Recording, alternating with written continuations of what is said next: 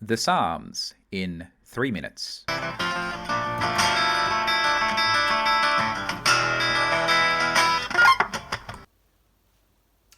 The Psalms are music.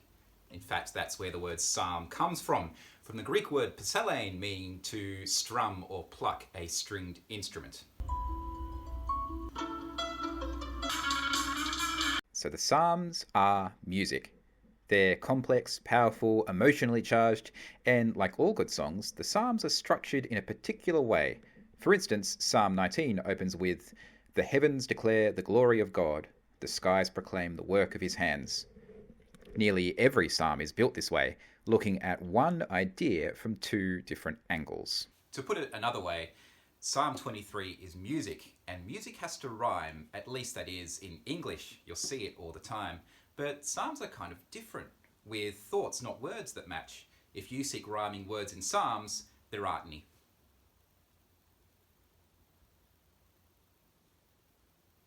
The Psalms are old, really, really old. The Psalms come from a world almost unimaginably different from our own. A society predating, can you believe it, the internet, mass media, industrial agriculture, and about 3,000 years of art and philosophy. And this provides much of the challenge and the allure of the Psalms. When you read a psalm, you'll find ideas that are really alien sitting right next to words that could have been written yesterday. For instance, the 24th psalm is addressed to a door.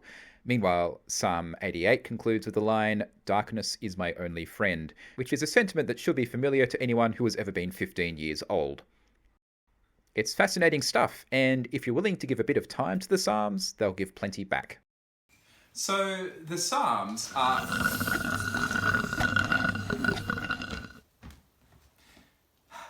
The Psalms are The Psalms don't always go how we want them to go. Consider Psalm 139, which is filled with words of just astonishing beauty and tenderness, with some tricky stuff right at the end. How precious are your thoughts about me, O God? They cannot be numbered. I can't even count them. They outnumber the grains of sand. And when I wake up, you are still with me. O God, if only you would destroy the wicked.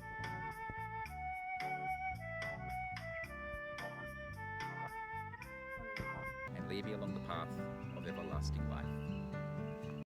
There's a fair bit of messy stuff in the Psalms. But that's the point. Humans, after all, are messy and complicated, contradictory, alternately glorious and horrifying. And, well, so are the Psalms.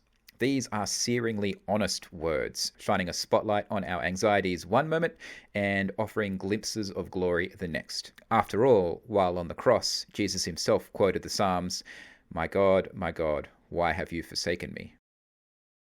The psalm writers had no trouble expressing doubt, frustration, and anger towards God, as well as gratefulness and praise, all because they felt secure within their covenant with God. In the minds of the psalm writers, God is big enough to make the world, big enough to take our accusations, and big enough to be worth singing about.